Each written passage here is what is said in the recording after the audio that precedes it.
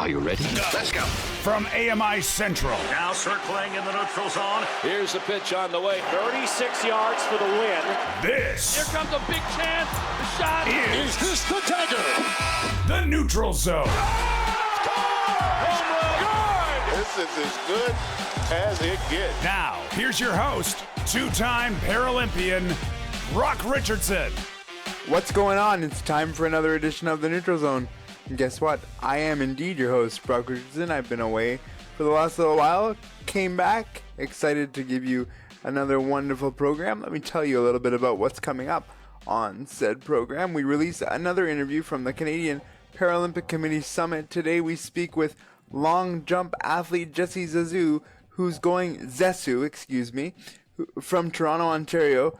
Plus, we're going to talk a little bit about Major League Baseball as we head into the last leg of the season, and the trade deadline is almost upon us as we record this episode. I'm joined by Josh Watson and Cam Jenkins. Let's get into our headlines for this week. Neutral Zone headlines. Well, speaking of Jesse Zesseu, the National Championships for Para-Athletics took place in BC. Here are a couple of the highlights. Jesse Zesseu won the para-ambulatory discus throw for men with a throw of 50.47 meters. I'm a discus thrower myself. I don't know how you throw something that far, but congratulations, Jesse. Also, Renee Fossel wins the F38 ambulatory discus with a throw of 34.64 meters. She's just coming off of a competition at the World Championships in Paris, and that is a very, very good throw for her. And just for a little flavor, let's add in a couple of the able-bodied events. Aaron Brown won the men's senior 100-meter race in a time of 10.08 seconds, and Andre DeGrasse won the men's senior 200-meter race in a time... No, I don't have the time, but he won. So that's good enough. After 1,294 games and one Stanley Cup in the NHL, Canadian Patrice Bergeron has decided to call it a career. He also had a decorated international career, winning 5 gold medals for Canada at various international events. Congratulations on a wonderful career. Best of luck in your future retirement. And I have to honestly say that when names like Patrice Bergeron start retiring, that means that I am climbing up in age, because I grew up watching Patrice Bergeron and now he's retiring. Not sure what that says about me, but congratulations, Patrice, on a wonderful career. I think it means that both Brock and I are both old. The Women's World Cup of Soccer is rolling on. Canada played Australia in their most recent game. The final score was 4-0, which makes their record 1 win, 1 draw, and 1 loss. Australia putting this all together, this means Canada is eliminated after the group stage in the 2023 Women's World Cup, which we'll be talking a little bit later in the show. Those are your headlines for this week. And just on a general sense, I want to sort of talk about 2 different chat topics today. I want both of your general thoughts on the World Cup.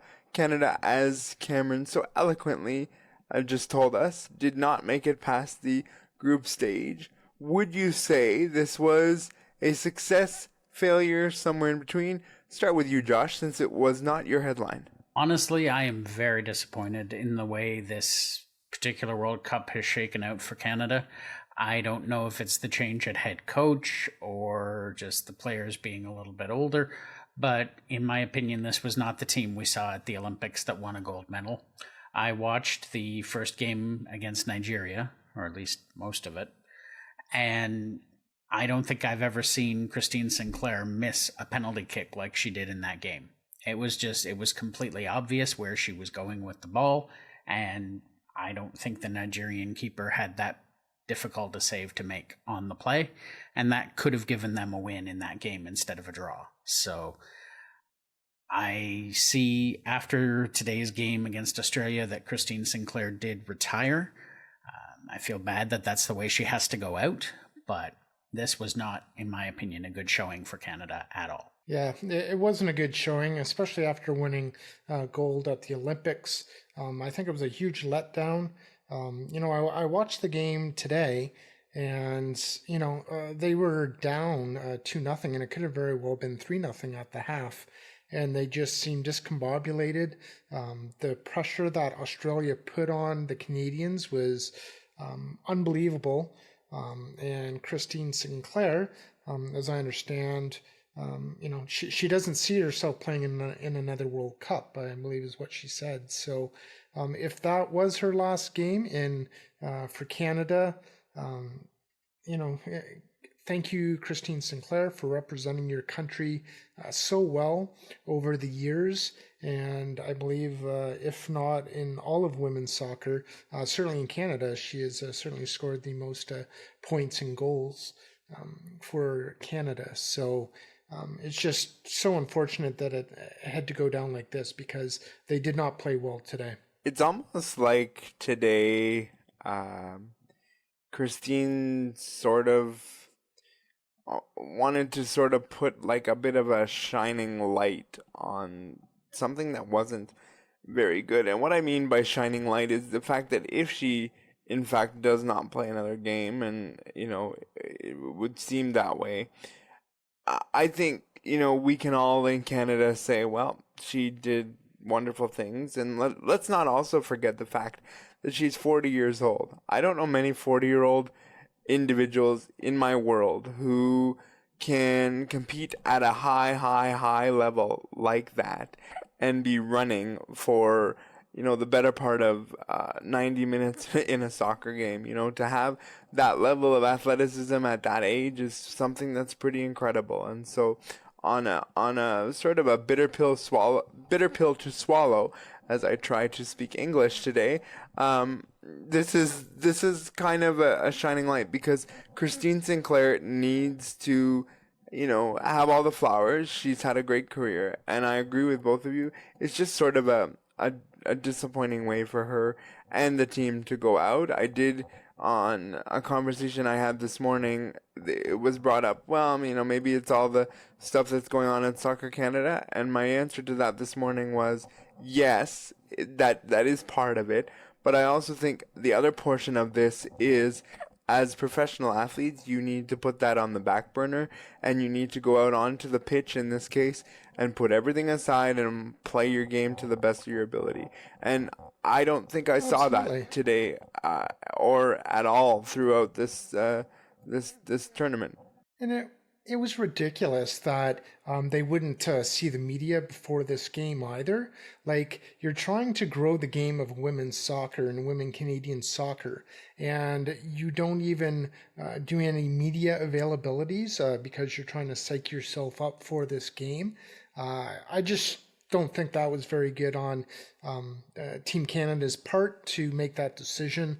I just think it's pretty despicable. Yeah, I think you need to make yourself available to media when media presents itself, because there are some sports out there that don't get the same recognition and that would starve for media attention. So when it's given, I think you need to at least accommodate it in some level. I'm not suggesting that every athlete should be available to every media member, but dedicate somebody to go to the media, because 100%. you deserve that, and so does the media and the country of Canada, and whatever the case may be. So I agree with you, Cameron. I don't like that either.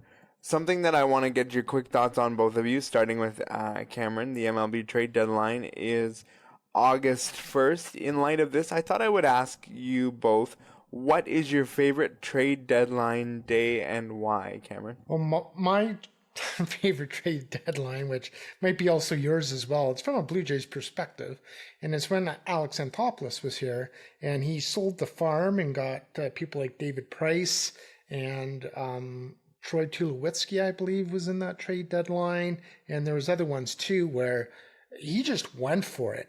And it didn't matter if it was a rental or if it was, a person that had a lot of years still on their contract left. Like, he just went for it, and that was fun because they also made the playoffs that year. So the only other trade deadline I can think of And you know what? I don't want to even say that one because I don't even think it was a trade deadline. I think this one probably happened at the winter meetings when Fred McGriff was traded, and I believe it was for Robbie Alomar. And I believe Joe Carter was in there too, or something along those lines. But like I said, I think that was at the winter meetings. But that's another big trade that happened that sticks out in my head. Also, Alex Anthopoulos didn't really care. He was emptying out the cupboards because he knew that he probably wasn't coming back with Paul Beeston and company. Josh, do you have a favorite deadline, whether it's, within Major League Baseball or just major sports in general? Not one that really stands out. Unfortunately, my memory is just not strong enough, to be honest, to go back a long ways. I mean, I do remember 1992 and 93, and I'm sure there were deadline deals there that were enough to put us over the top because we did win those 2 World Series. It seems to me, who was it? I think David Cohn came in on a deadline deal that one of those years, and he did. A couple of others. But I do agree with Cameron that that deadline where Tulowitzki and David Price and those deals, those were certainly exciting. Anytime my team, the Blue Jays, ends up deciding to do anything more than a minor move, I get excited. But overall, I look at it, were there a lot of deals? If there's a lot of deals flying around, then that's exciting to me. It doesn't necessarily have to be my own team, but there's been a few this year so far, and it'll be interesting to see if the Jays pull off anything else. They've apparently acquired Jordan Hicks from the Cardinals, one of the best closers or at least relief pitchers in the game right now, so that'll be exciting. But to pick a particular deadline that really stood out, unfortunately, they all kind of go together for me. Yeah, those 92 and 93 deadlines, as you alluded to, Josh, they were good too, because I think, and I'm usually not good at remembering these things, but I believe Mookie Wilson was around the trade deadline that we got him, and I think even Candy Maldonado. There's a name for you. That's a way back playback. Yeah, trade deadline days are definitely fun in whatever way that you consume them, and from a consumer perspective, I love the way that the NHL does their TV, and you get like 15 hours of coverage. I think the MLB is one of those ones that trades can kind of slip away from you because you don't, unless you're on Twitter /X, whatever the heck we're calling this now. They can kind of slip away from you in that regard. And so for me, I love MLB. I think you see a lot of trades happen, but from a consumer perspective and television product, I love the NHL. I think they do a really good job in Canada of allocating time and effort. Sometimes it's ridiculousness that you see, and on the 3-letter TSN, but it's always fun. I hope that we see more acquisitions from the Blue Jays, and we'll see how things go. Go ahead, Cameron. Yeah, I was just going to say that with the NHL, I think they've set it up in such a way that it's great to have that one day. And I used to have a TV set up, my computer, and I was going back and forth and figuring out all the trades. But I think the salary cap has wrecked it. Because now it just seems to be a older player that used to be good for a draft pick day, and that's because of the salary cap. Whereas in baseball, and yes, the NBA has a salary cap, but it's not a hard one like the NHL. So I think those two leagues, especially the NBA, man, those deadline deals, those are exciting these days. So I would have said originally the NHL before the salary cap, but I would probably go as far as trade deadlines go, NBA, Major League Baseball, and then hockey. Awesome. Giving us a top 3 there. If you like what you heard and you want to get a hold of us on social media, here's how you can do that. And welcome back to the Neutral Zone AMI broadcast booth. And we are set to get this ball game underway. The first pitch brought to you by Brock Richardson's Twitter account @NeutralZoneBR. First pitch, strike. And hey, gang, why not strike up a Twitter chat with Claire Buchanan for the Neutral Zone? Find her at Neutral Zone CB. And there's a swing and a chopper out to second base, right at Claire. She picks up the ball, throws it over to first base for a routine out. And fans, there is nothing routine about connecting with Cam and Josh from the Neutral Zone. At Neutral Zone Cam J and at J Watson 200. Now that's a winning combination. And this Oregon interlude is brought to you by AMI Audio on Twitter. Get in touch with the Neutral Zone. Type in at AMI Audio. We released another Canadian Paralympic Committee Summit interview that I did back in March. Today we speak with Jesse Zesseu from Toronto, Ontario. He is a long jump athlete, and please enjoy the interview. Okay, so I understand you were not born in Canada. What has Canada done for you in the world of parasport? It's given me the opportunity to compete at a high level and have the resources to compete at that high level. I think that if in Cameroon, it's a little less developed, so especially sport in Cameroon, let alone parasport. So I think Canada afforded me that ability to further achieve my goals athletically.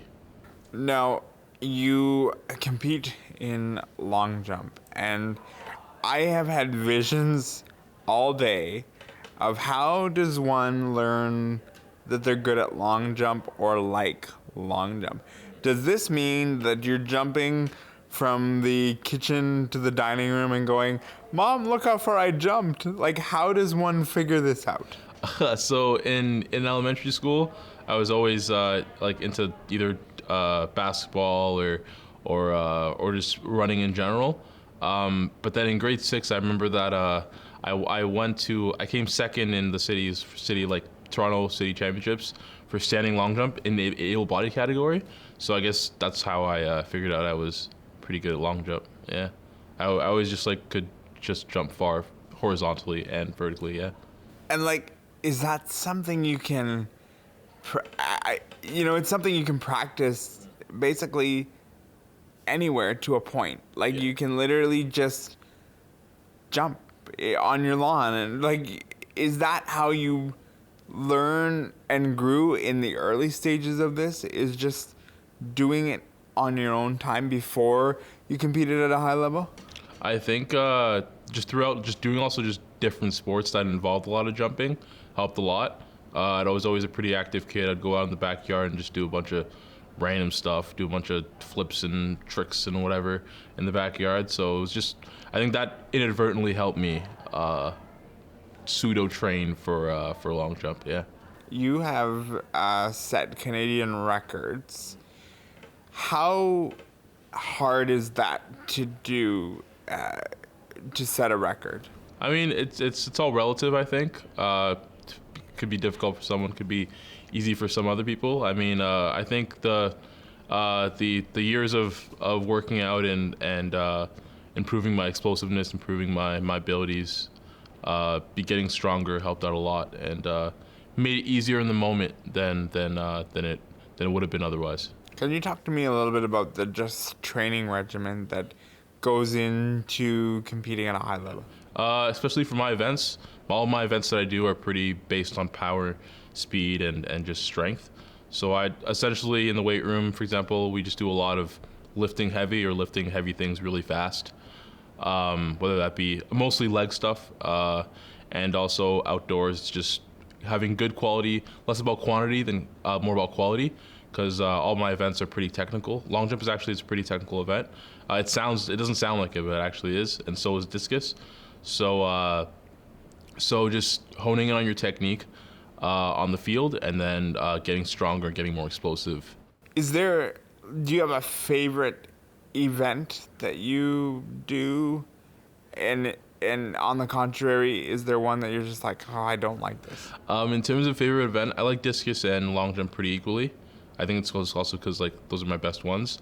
In terms of unfavorable events, right now that probably would be shot put, because I know one of the national team coaches wants me to do shot put, and I don't know. It's I'm already 80 pounds lighter than all the discus throwers in my category in the world, and I can just use my speed and technique. But shot put is much more about brute like force and just mass, and it's a little harder for me than some of those guys. So that's probably shot put. Yeah. Yeah, that's fair. I understand. For you, when you look at the Paralympics, obviously that's the goal, to continue to progress and do that. For you, what's the long-term goal in parasports? The long-term goal is to be the best multi-event athlete I can possibly be, and hopefully be the best multi-event athlete in my category or in parasport in general. Especially because there's a lot of athletes that have won many medals in just running or in just throwing or in just jumping, but I want a medal in all three at some point in my life. So that'd be the overall goal. And that's what I'm hoping we can do all the way, especially in LA 2028, when I'll be further along in my career.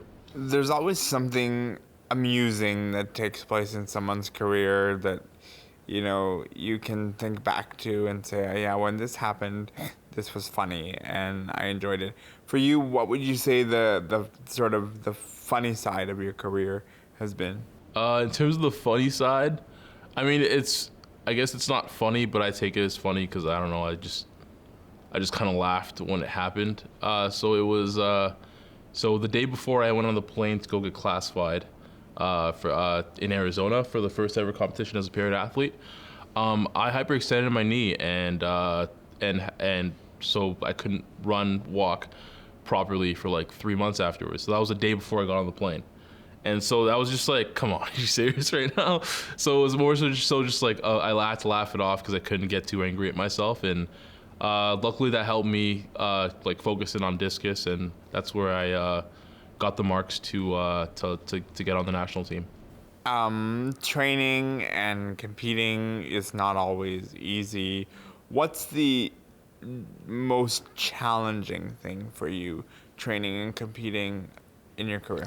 It's definitely the bad days where it feels as though you just forgot how to do the event, or like you have a technical day where you're just trying to focus on one thing and you just cannot do it. You spend an hour and a half, 2 hours trying to do this one thing in your technique and you can't do it. It's really very, very, very frustrating. But it's just learning how to just not get too high on emotions and stay even keel. So the next day you can go at it again with a very short-term memory and just go at it with a fresh slate. What does the Canadian Paralympic Committee and the Paralympic movement mean to you as a whole? It means a lot. It's given me the opportunity to travel the world, visit other countries that I've never been able to do before. Give me the opportunity to compete at a high level, and compete safely at a high level, and also just supported me all the way through it. So yeah, it's been really, really special. And obviously there's always room for growth. Where do you see the Canadian Paralympic Committee needing to grow themselves and the movement? I think it's just more advocacy and more awareness for the Paralympic movement. The fact that I was 21 years old when I found out I would be eligible for the Paralympics. I think that should have happened sooner, and it can happen sooner. There's probably a bunch of other people out there that are eligible and probably will be very competitive within parasport that just don't know that it's possible. It's so hard to balance your personal life and your career because funding doesn't always come in the ways that we hope it does. How do you find it successful to balance your personal life and your career?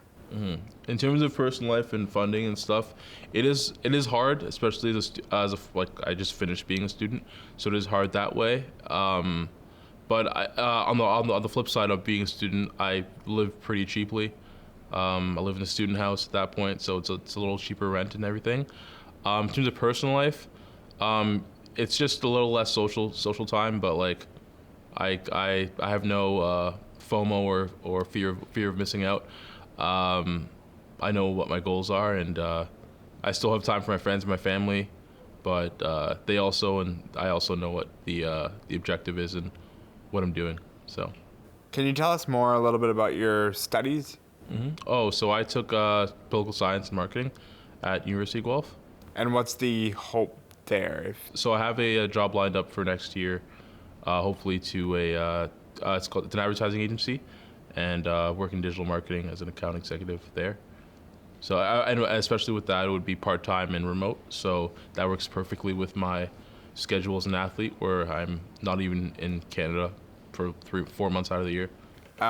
When we pack, we obviously pack the things we need, but there's always that thing that's the comfort thing, the thing that makes us feel grounded. For you, what's the thing that you say, I must have this in my bag in order for me to feel a piece of home or just a level of comfort? I don't really have any like souvenirs. It's more like practical stuff, I would say.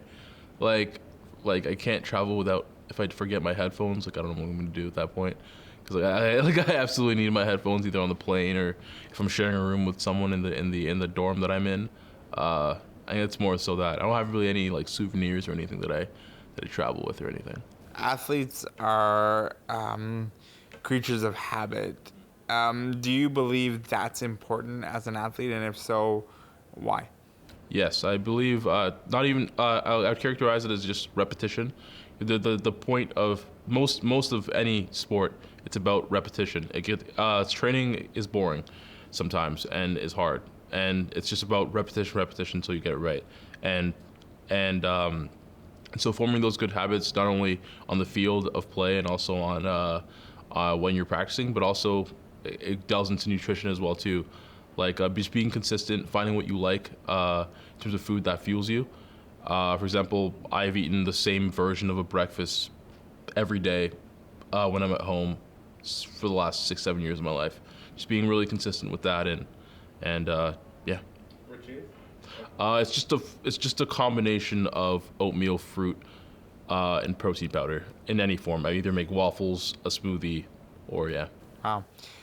There's going to be people that are listening to this that aren't involved in parasports or haven't begun their journey of being involved in parasport. Why should somebody take that first proverbial step and get involved? Because there's no use in just putting it off. If you know that you can, if you know that you're eligible, you know that you have a chance to compete, just do it. There's what's the fear and stop? Oh, not what's the fear, but there's no need to put it off because it's not always going to be there. Your opportunity and your body while you're young or while you're old, I don't know, if you want to compete as an older person, isn't always going to be there. So just take it. Thank you so much for doing this interview. We greatly appreciate it. Thank you. That was long jump athlete Jesse Zesseu, who is from Toronto, Ontario, and again, I spoke with him in March at the Canadian Paralympic Committee Summit. If you like what you heard in the interview, please give us a call at our voicemail, which can be found right here. If you want to leave a message for the Neutral Zone, call now. 1-866-509-4545. And don't forget to give us permission to use your message on the air. Let's get ready to leave a voicemail. Sometimes I feel that I'm a glutton for punishment, and I'll tell you why. Because I put on the remaining of the docket Major League Baseball, which is because the trade deadline is approaching, as we mentioned off the top of the show.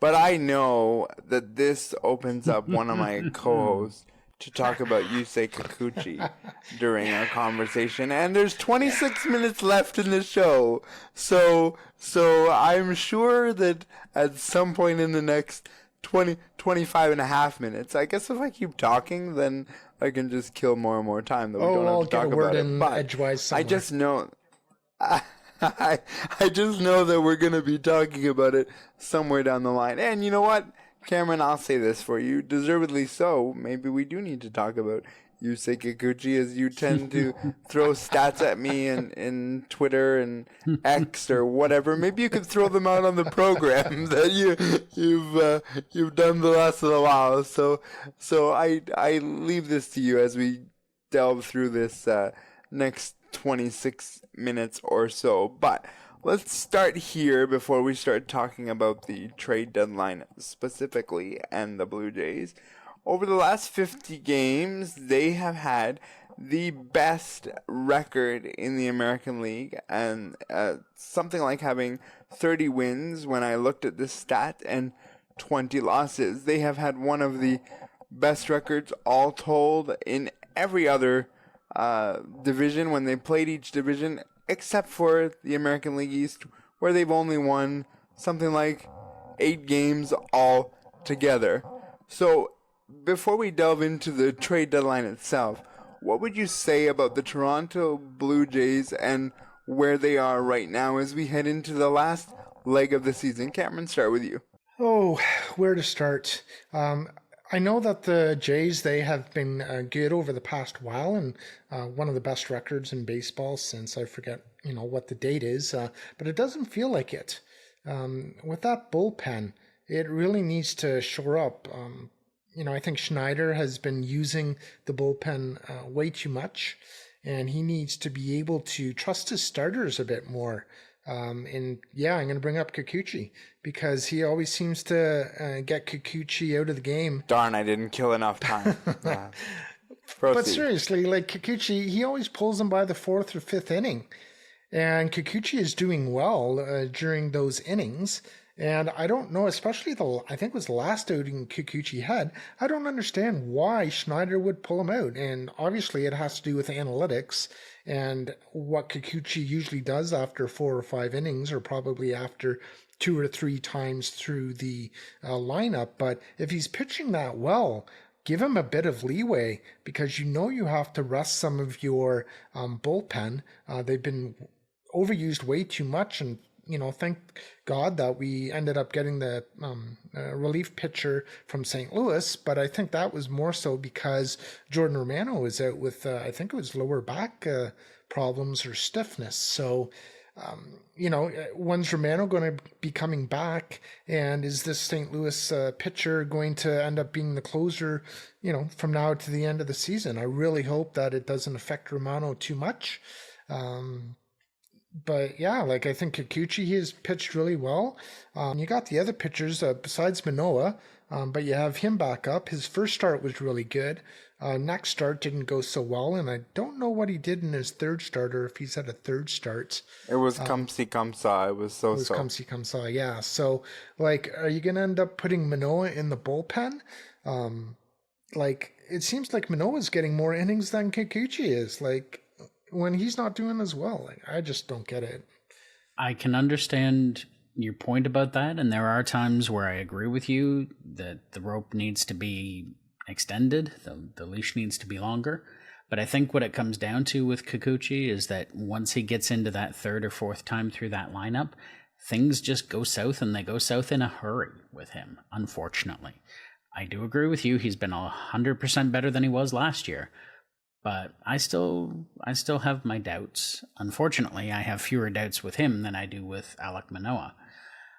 I don't think they should have brought him back up as soon as they did. I think they should have brought Hyunjin Ryu up before Manoah, quite frankly, because you send him down, he gets shelled in the Florida Complex League. He comes up, he makes a start at AA and does okay, and you magically decide, okay, he's fixed. It's magic, Josh. No, that's not how that works.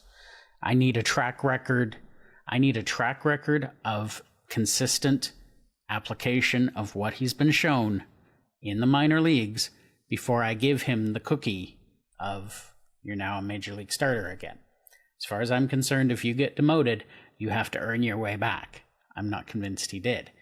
Having said that, it was pretty obvious to me that the likes of Bassett and Barrios and Gosman obviously went to management and said, do something, we're not staying on a 4-man rotation here. So I guess they didn't have a choice. They apparently don't have anyone at AAA that they feel comfortable bringing up. They apparently don't have anyone at AA that they feel comfortable bringing up. So that's the part that scares me the most, is that bullpen and that starting rotation. Because if 3 of 4 of them hit the skids at the same time, we're in trouble. But having said that, we do have Ryu coming up. He's going to make a start I believe it's tomorrow against Baltimore. So that will be interesting. He's pitched very well in the minor leagues, so I have no problem with him coming and joining the rotation. I don't even mind if you skip Manoah once or twice until he shows you that he can be solid, because that second start after he came back was scary. And that's against a very good team. If you can't pitch against the very good teams, you don't belong there. Personally, I don't think we're going to see any... Sorry, Cameron, I know you want to get in here. I don't see us making any huge moves at the deadline other than Jordan Hicks, because I think Chad Green will be our pickup, assuming that he's well enough to step in and be a leverage reliever. And I think that's where your rest for your bullpen is going to come. Yeah, I think that they definitely need that bullpen pitcher that they got. They're looking for a right-handed bat as well. I think they're going to do something by tomorrow, in regards to that. It's 1 year. I guess it's just very frustrating that the pitching is where it is. And they're certainly not babying Ryu when he comes back, because they're putting him right into the fire to pitch against Baltimore, was the point I was going to make. So it's going to be really interesting to see what Ryu is like, and after coming back from Tommy John surgery and throwing him right into the fire. I'm really interested to see how he's going to pitch and how he's going to pitch the rest of the way, because, I'm pretty confident in saying that the Jays are going to make the playoffs. So going to be interesting to see how they put all the pitchers together, and who they're going to have as their starters and who they're going to throw in the bullpen. Because especially if it's a wild card, I think that's the best of three. Depending on which game. If it's just a one-game playoff, it could be just one game. No, it's best of three now. Best of three? Best okay. of three. Yeah. So, like a lot of the pitchers, I think are going to be thrown in the bullpen anyway as long relievers, because who are you going to have your three? Gausman? Who are the other two, in your opinions, that would end up starting a series besides Gausman? For me, it's easy. It's Gausman, it's Barrios, and it's Bassett. Yeah. Those are my guys. Those have been the three guys that have carried this team the whole way. Now, if any one of those three gets hurt, then you've got an issue. Then it's, do you put in Manoah, do you put in Kikuchi, or do you put in Ryu, who has only had a few starts? Right now, I'd put Kikuchi. And you better put... I'd put Kikuchi in, obviously. I was going to say that. You better put in Kikuchi, and I can't believe that's coming out of my mouth right now, but you better put in Kikuchi, because that individual has earned the right to be that fourth guy in that need, if there's a need for it. The biggest mistake... I don't know if I've said this publicly. I haven't been here in a long time, so I no, you haven't. Don't remember what I said on the air. But the biggest mistake that I believe that the Toronto Blue Jays made was giving Alek Manoah this opening day start. Why they gave it to him, I will forever not understand. And I know it's only one game. I understand that. But I've been an athlete in many different levels, and those kinds of pressure moments really play on your psyche. And it's a real problem, and he ran into a situation where he hit somebody in the face in one of the games against LA.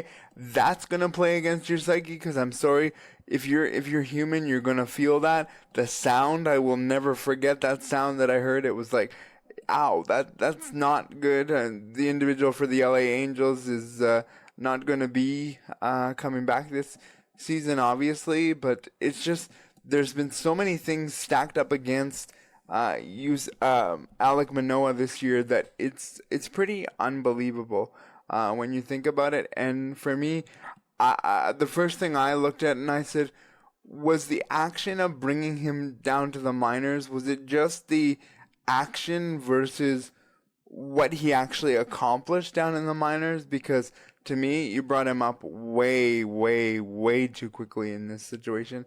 And he hasn't proven to me, other than the first start, which I want to remind the viewers out there, the first start that he played was against the Detroit Tigers. Between myself, Cameron, and Josh, I'm pretty sure we could have done okay against the Detroit Tigers this year. And, we're not major league players. And I don't mean to disrespect Alek here either, but It's just the reality of the situation. You have to look against his opponent, and yes, you can only play who you're in front of. That's all well and good. That's fine. I'm okay with that. For me, guys, the thing that I want to bring up in all this, and I was at the game Sunday afternoon, and I watched George Springer come up 4 times, and he flew out 4 times. And yeah, we moved him from the top of the lineup to the 5th hole, and we put Whit Merrifield at the top. Great, been a real good difference. But at some point, we need to have the conversation of what are we doing with George Springer? Yes, he was on the paternal leave list, and since he's been back, he's been god awful and then whatever. But everyone looks at George Springer and says, "Oh, you paid him so much money. He's your guy. We got to keep running him out there." No, you don't, because if you sent Alek Manoah down for the same reasons of what I believe are mental struggles, then you want to do that with George Springer. Not send him down necessarily, but put him on the IL. Make up some injury, and I know I shouldn't be saying this. Make up some injury that says he's going to be on the injured list for 15 days because he's not productive. I mean, I was sitting in the audience, and the person I went with was literally genuinely like, "We need a pinch hitter. I'd rather him in the 10th inning, strike out rather than hitting into a double play," which he ended up striking out in this instance, because he's too much of a liability in the sense of in the end of a game, you don't know whether he's going to hit into a double play, strikeout. He's just not there. And so for me, do something more with George Springer, not versus Alek Manoah. You did it to Alek Manoah, so do it to George Springer. Your thoughts on this, both of you? Josh, start with you. I was just about to say, I think they read your mind, Brock, because I read something about 45 minutes ago, just before we came on air, where he is actually being sat tonight. Springer will not be in the lineup. Good. So I think you can't necessarily send him down, or I'm sure there are Major League Baseball rules against falsifying injuries, but I agree with you that you do need to sit him down and say, we've got Dalton Varsho, we've got Kevin Kiermaier, we've got Cavan Biggio. We've got enough outfielders that you can take a couple days off, go down in the cage, figure out your swing, and then come back. But for now, until you earn your place, that's what's going to happen to you. There needs to be more of a meritocracy on this team. You need to earn your spot in that lineup.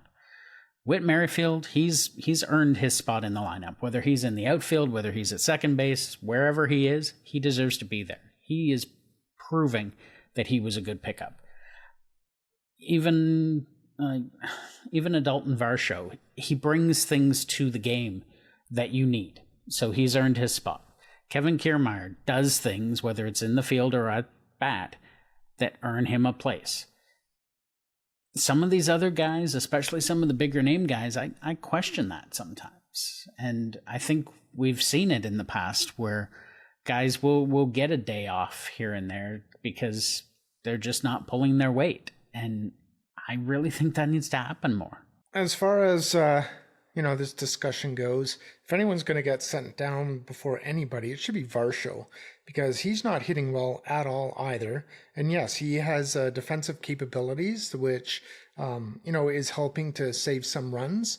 But, when you think of the other player, he also is in right field, not in center field anymore. And he's doing really good defensively as well.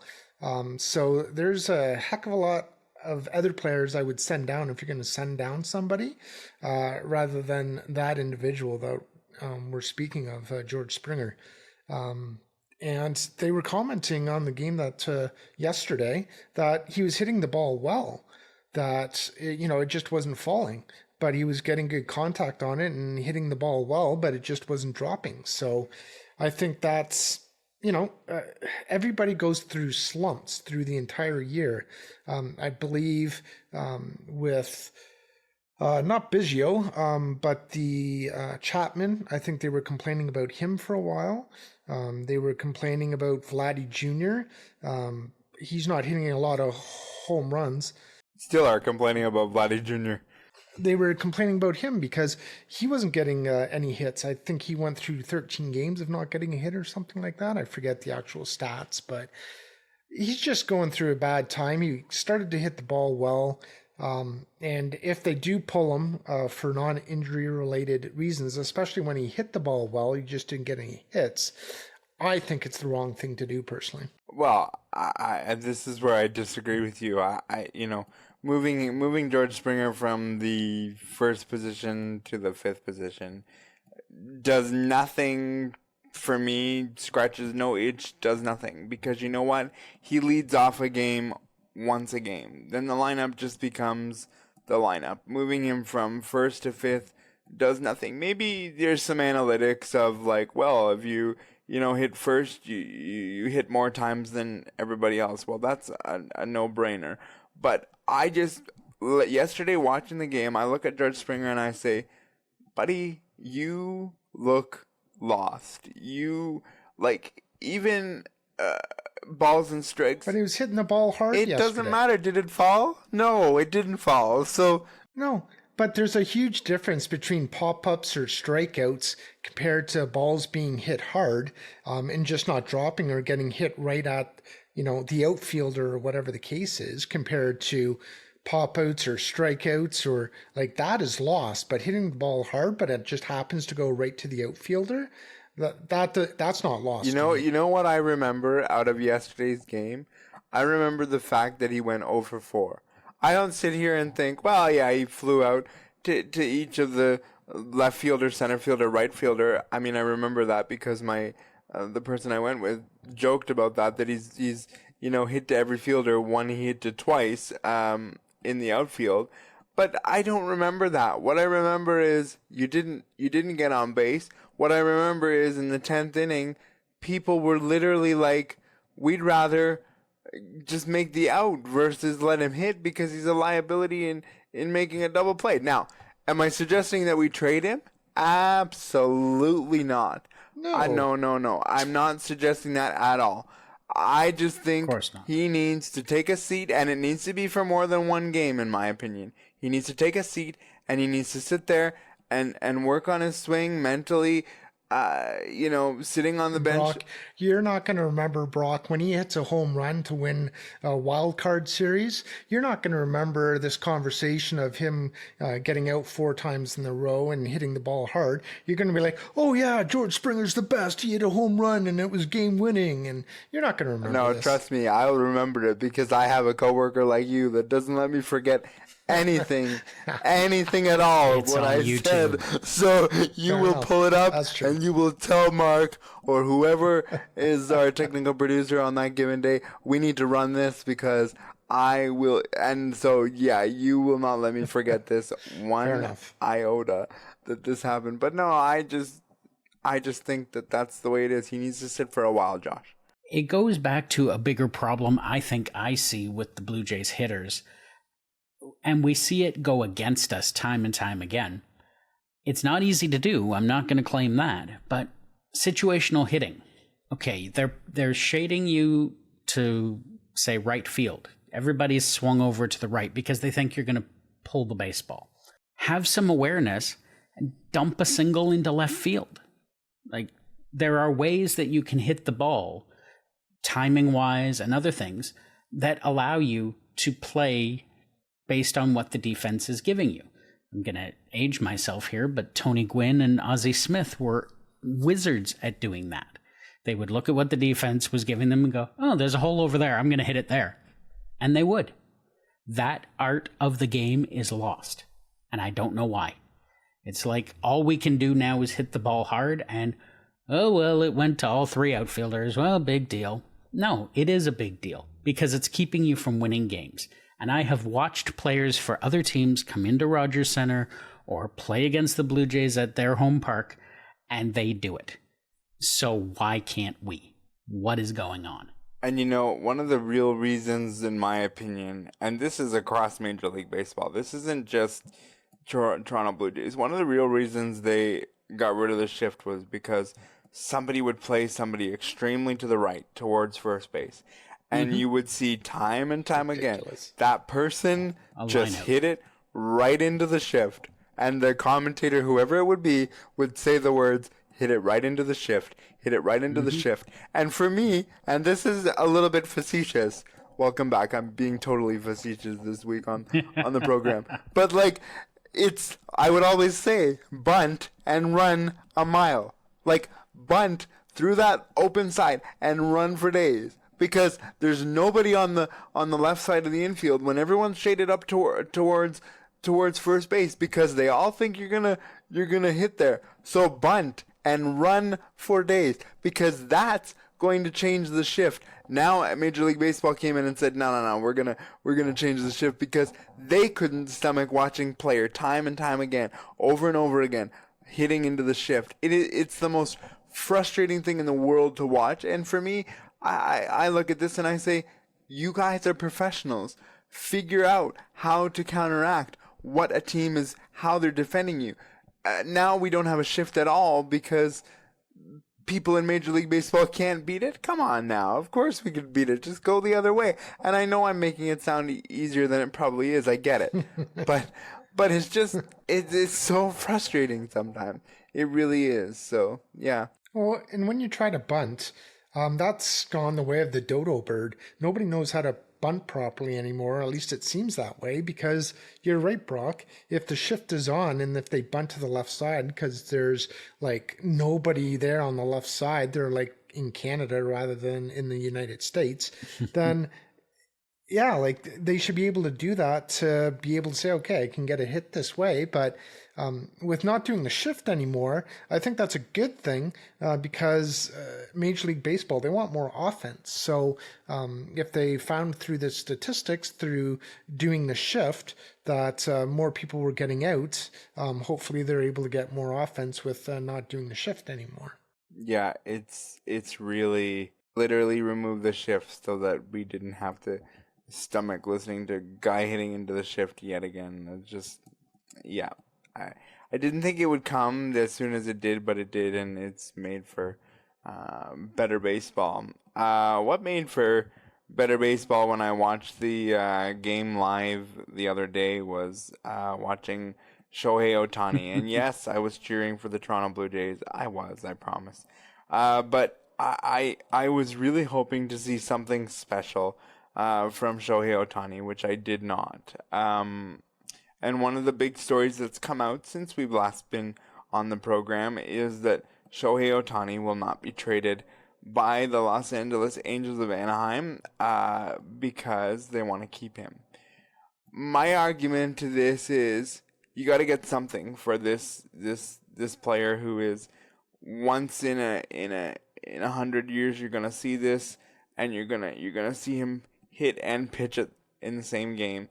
To me, it would be an absolute crime if the Los Angeles Angels did not make the playoffs and he walks away in free agency and says bye-bye to the Angels and they get nothing.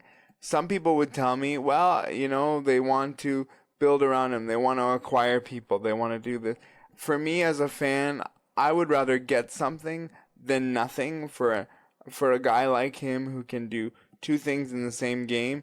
And yes, as Dan Schulman and Buck Martinez have said in different broadcasts this week, you may have to pay him as a two-way player of, one as a pitcher and one as a hitter, because that's how it might roll.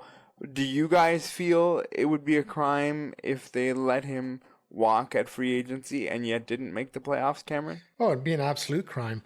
I would really hope that they know that they can re-sign him, and that's why they're not trading him. Because otherwise, I think it's suicide because of being able to get the assets back that you would for him to try to retool your offense and pitching potentially. I think it's asinine if they ended up, not trading him without knowing whether or not he's going to sign back with Los Angeles. Josh, thoughts? The Angels are going to angel. I don't understand this move at all. It makes no sense unless they have had conversations with him privately that say, yes, I will stay if you do X, Y, and Z. That's the only way I can see that this makes any sense. Otherwise, it is career-ending for the general manager, in my opinion, because you're going to watch him try to take you to the playoffs, probably come up just a bit short because you've had Mike Trout away, and yeah, I don't know what you're going to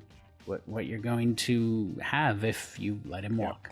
That is the end of our show for this week. I'd like to thank Cam Jenkins, Josh Watson. I'd also like to thank our technical producer, Mark Aflalo. Ryan Delahanty is the podcast coordinator. Tune in next week because you just never know what happens when you enter the neutral zone. Be safe, be well.